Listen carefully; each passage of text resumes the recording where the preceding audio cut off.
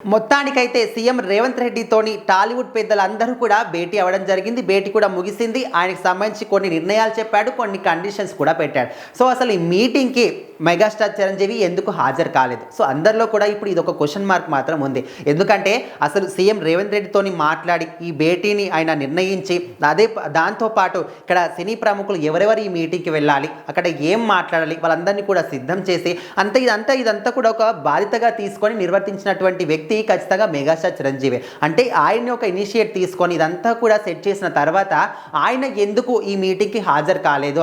ఖచ్చితంగా కావాలని ఈయన స్కిప్ చేశాడు. వాళ్ళ మేనలుడు గురించి సీఎం రేవంత్ రెడ్డి ఈ విధంగా చేస్తున్నాడు కాబట్టి కావాలని చిరంజీవి ఈ మీటింగ్కి హాజరు కాలేదు, ఇదే ఆయన లోపల ఉన్న ఉద్దేశం అనే విధంగా చాలామంది కూడా అనుకుంటున్నారు. కానీ ఇందులో ఏమాత్రం కూడా నిజం లేదు. సో ప్రజెంట్ ఆయన హైదరాబాద్లో కానీ తెలంగాణలో కానీ లేడు, అసలు మన ఇండియాలో లేడు, ఫారెన్ దేశంలో ఉన్నాడు. అంటే సినిమా పరంగా కావచ్చు, లేకపోతే పర్సనల్ ప్రాబ్లమ్స్ వల్ల కావచ్చు, ఇంకేదైనా ఇష్యూ కావచ్చు, ఆయన మాత్రం ఇక్కడ మన ఇండియాలోనే లేడు. అందుకోసమని ఈ మీటింగ్కి రాలేకపోయాడు తప్ప మిగతా ఏ కారణాలు కూడా లేవు. కాకపోతే ఈ మీటింగ్లో ఏం మాట్లాడాలి, అక్కడ ఏం చర్చించాలి, సీఎంని ఏమి అడగాలి, ఏం అడిగితే బాగుంటుంది, సో ఇవన్నీ కూడా ఆయన ఆల్రెడీ సీఎం రేవంత్ రెడ్డికి ఫోన్ చేసి ఆ ఫోన్లోనే ఇక్కడ మాట్లాడాల్సినవన్నీ కూడా ఆల్రెడీ ఆయన మాట్లాడేశాడు. సో ఈయన మాట్లాడిన తర్వాతనే ఈ భేటీ అనేది అయ్యింది. తర్వాత మిగతా వాళ్ళందరూ కూడా భేటీ అయి మాట్లాడడం జరిగింది. సో ఆయన కూడా కొన్ని విషయాలకి అభ్యంతరాలు చెప్పి కొన్ని విషయాలకి ఒప్పుకొని కొన్ని కండిషన్స్ కూడా పెట్టడం జరిగింది. ముఖ్యంగా వీళ్ళందరూ కూడా దేనికోసం భేటీ అయ్యారు?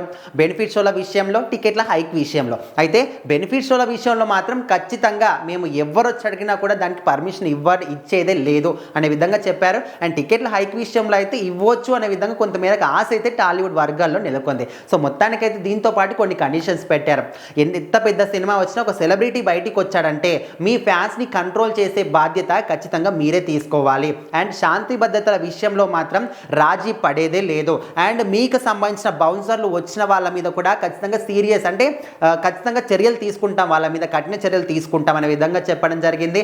అదేవిధంగా తెలుగు సినిమా ఇండస్ట్రీ మీరందరూ కూడా ఏదైతే సినిమా వచ్చినప్పుడు ప్రసారం అయ్యేటప్పుడు ఖచ్చితంగా కొన్ని యాడ్స్ అనేవి వస్తాయి. ఆ యాడ్స్ వచ్చినప్పుడు మహిళా భద్రతకు సంబంధించి, అదేవిధంగా డ్రగ్స్ నివారణకు సంబంధించి ప్రసారం ఖచ్చితంగా చేయాల్సిందే. అండ్ మన తెలంగాణ డెవలప్మెంట్కి మీ ఇండస్ట్రీ వాళ్ళు కూడా ఖచ్చితంగా తోడ్పాటు అందించాలి. సో ఇలాంటి కొన్ని కండిషన్స్ పెట్టినప్పటికీ టాలీవుడ్ వర్గాలు కూడా దీనికి ఆమోదం తెలిపాయి. సో మొత్తానికైతే భేటీ అయితే సక్సెస్ఫుల్గా ముగిసింది. సో ఇప్పటికి కూడా ఇంకా చిరంజీవి ఎందుకు రాలేదని మాట్లాడుకున్న వాళ్ళందరూ కూడా ఆయన హైదరాబాద్లో కాదు, అసలు ఇండియా లేడు, ఫారిన్ కంట్రీస్లో ఉండడం ద్వారా రాలేడు అని తెలుసుకుంటే బాగుంటుంది.